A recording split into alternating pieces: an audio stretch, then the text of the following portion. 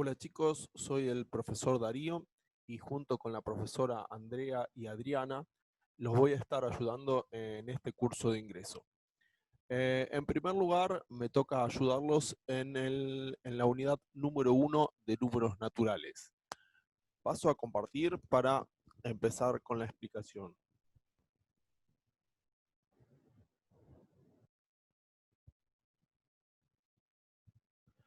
Bueno, acá tienen la unidad número 1, números naturales. Empieza con propiedades y operaciones. Y en la situación inicial tenemos problemas, ¿sí? Preparé unas diapositivas para compartir con ustedes sobre los problemas, para tener en cuenta algunas cositas que me parecen importantes ahora que ustedes están ingresando en el secundario. Pasos para resolver problemas de matemáticas. Importantísimo. Lee despacio el enunciado. Lo más importante es entender el problema. Por eso tienes que leerlo despacio y comprenderlo. Léelo tantas veces como sea necesario. 2, 3, 4 veces hasta que lo comprendas. Segundo, escribe todos los datos. Una vez que comprendiste el problema, no antes, una vez que lo hayas comprendido, anota todos los datos que te ofrece. En el apartado de datos, escribe también lo que te pide el problema. Tercero, haz las operaciones. Una vez comprendido y extraído los datos, tienes que hacer las operaciones. Exprésalas con claridad y limpieza, indicando qué es cada resultado que obtienes. Por último, y cuarto, escribe la solución. Escribe la solución indicando qué es lo que obtienes y respondiendo con claridad a lo que te pide el problema. Vamos ahora con un ejemplo. Lee bien el enunciado las veces que haga falta hasta que lo comprendas. Como esto es un video, ¿sí? Lo voy a leer, ¿sí? Y ustedes si necesitan más tiempo para leerlo o lo necesitan repetir la lectura, pausan el video y lo leen varias veces. Dice así: Juan cocinó ayer 10 bandejas de pasteles. Cada bandeja tenía 8 pasteles. Vendió solo 6 bandejas. ¿Cuántos pasteles le quedaron sin vender?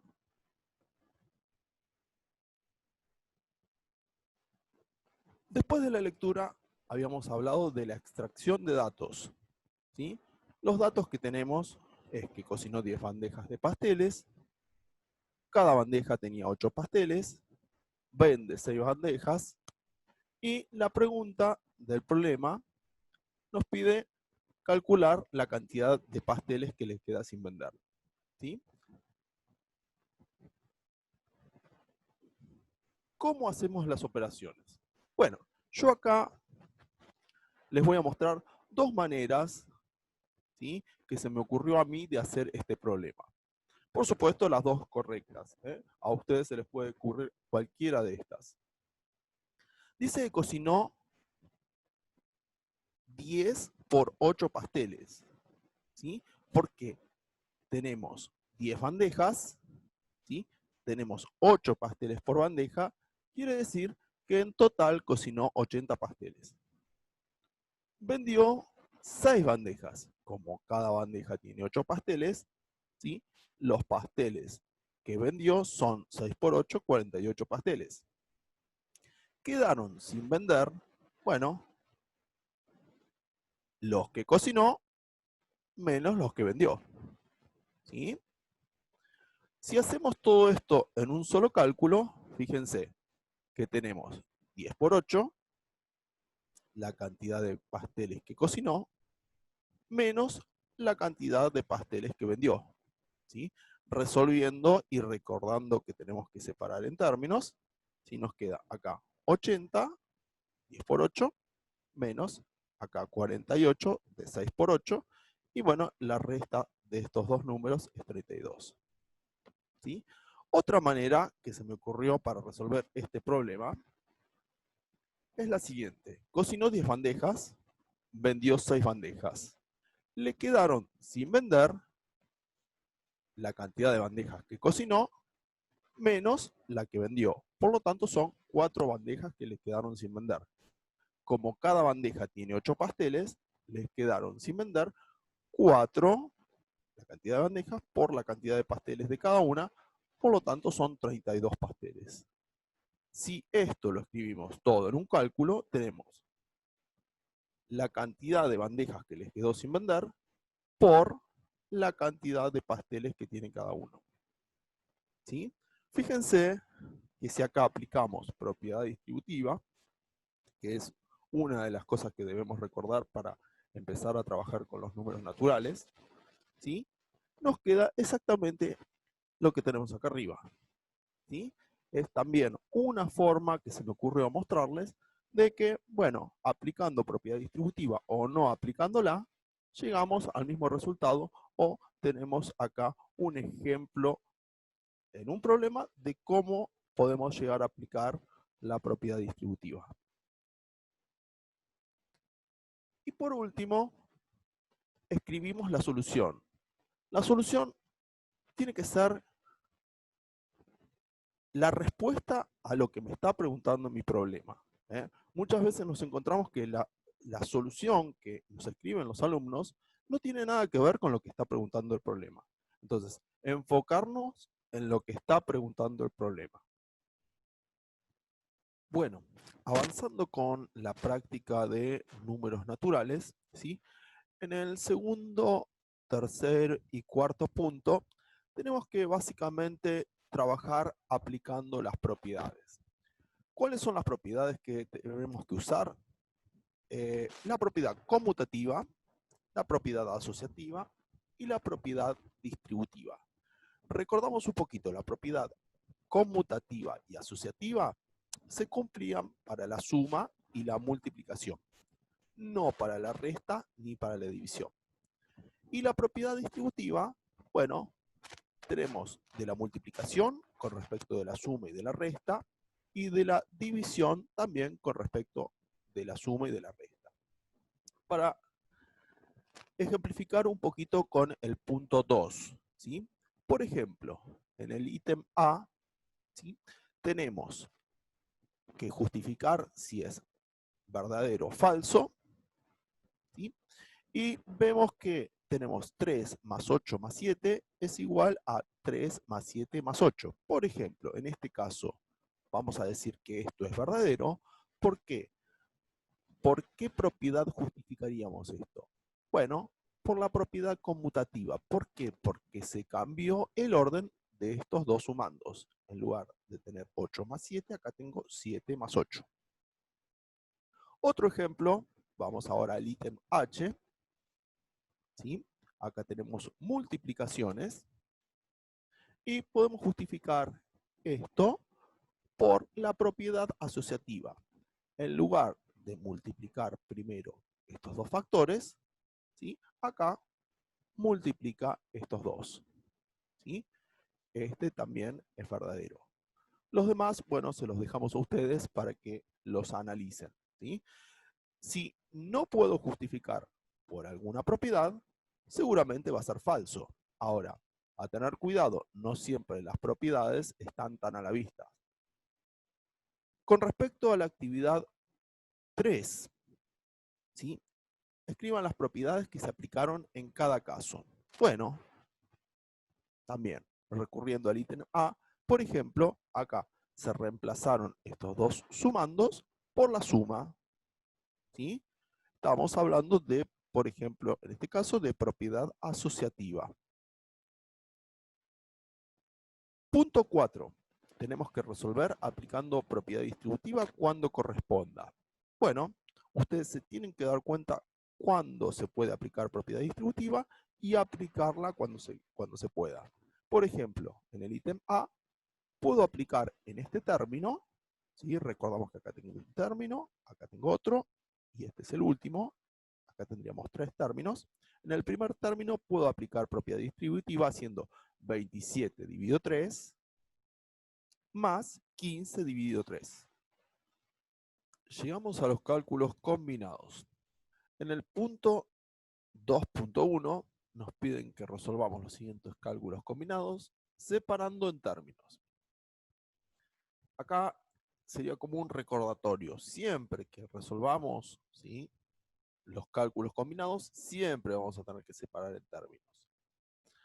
Paso a compartir pantalla para resolver el ítem A. Acá tenemos el ítem A. Y antes de empezar a resolver, vamos a separar en términos. Primero, por fuera de los paréntesis. Y luego, dentro de cada uno de los paréntesis. Los signos que nos sirven para separar en términos, los signos que nos dividen los términos son los más y los menos. ¿Sí?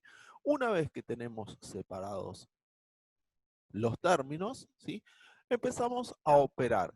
Y en este caso vamos a empezar a operar con las multiplicaciones y las divisiones que tengamos en cada término.